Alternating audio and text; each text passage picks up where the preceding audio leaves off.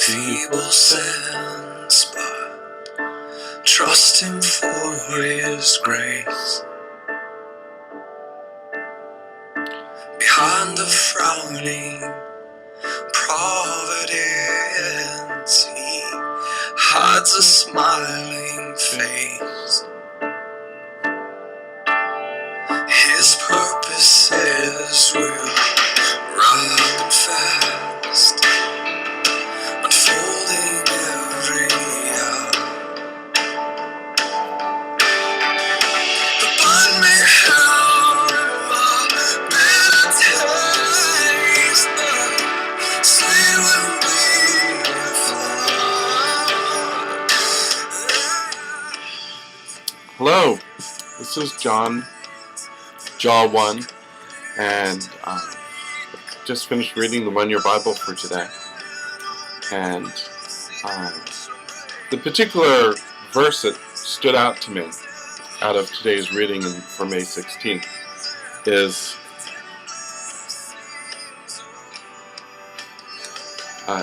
when Jesus says, "If you abide in my word, then you are truly disciples of mine, and you shall know the truth, and the truth shall make you free." And that's a really great qualifying sense of what truth does. Truth makes us free. And in the Old Testament reading, we see Paul slipping away from his connection to God and losing his freedom. It says that there's an evil spirit that starts to get at him, and he starts doing things impulsively. And at the same time, God is trying to get his attention. I mean, at the end of this passage, he's lying down naked before God and prophesying. These are odd passages. And it'd be easy for us to judge God with our feeble senses and miss out on the whole picture of what he really intended in his word. There's a reality, that Saul starts seeing someone rise up. This dynamic of seeing someone rise up and then the jealousy that emerges from that happens in every generation.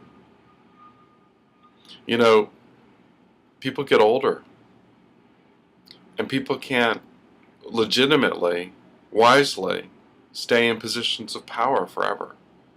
Those who are wise will actually hand over the baton, will hand over the keys, will hand over the capacities at some time to others who are more capable and more able to lead. They will recognize and see God's blessing on someone and honor that blessing, rather than become like Saul here. He becomes jealous. Jealousy opens a huge door.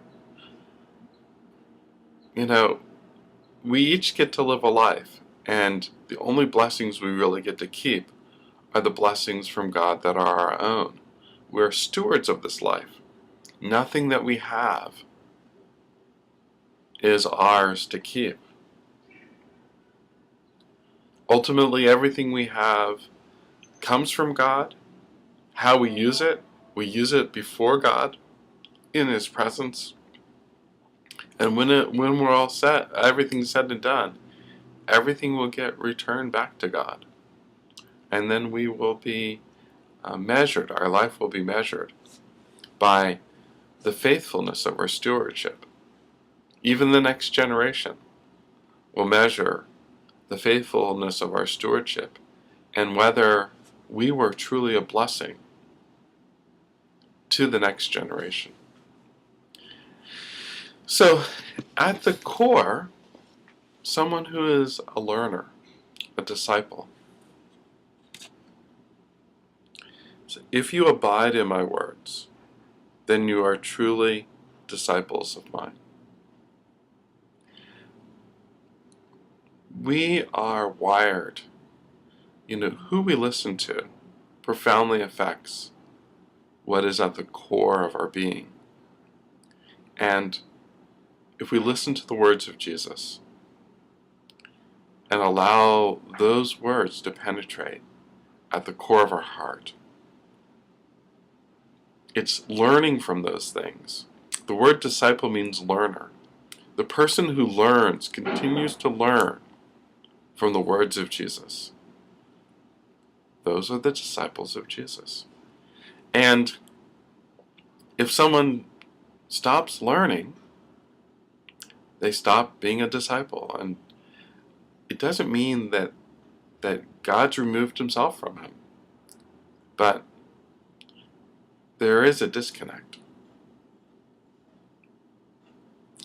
The disconnect is, what is going on with the truth? If we connect with the truth, we become more free. It's knowable. It's experiential. It's real. If we disconnect from the truth, we become more in bondage. Well, that much said, I thought I would read the Proverbs for today and then apply it to my own life and then go on. A scoffer does not love one who reproves him. He will not go to the wise. A joyful heart makes a cheerful face, but when the heart is sad, the spirit is broken. The mind of the intelligent seek knowledge, but the mouth of fools feed on folly. So, I've been looking at my own life and thinking about the beginning and the ends of my days. I've become aware that what I do in the beginning of a day and what I do at the end of the day are some of the most profound times for my own processing and learning and internalization and dreaming and visioning and all of that. So I've been realizing that entertainment at the end of the day is not really the most helpful thing for me, nor is jumping up and doing my emails first thing in the day. So I'm actually working on making a shift in my life where I can give priority to learning in the first hours of the day and the last hours of the day, because I want to be and I want to continue as a disciple. And I'm a little bit older now, and my mind is not as sharp as it used to be, which means I actually have to not just learn, but I have to relearn some things. And I need this discipline of nurturing health in my life. And so that's a churn in my life right now. That's where I'm going. So, God bless. Keep the faith.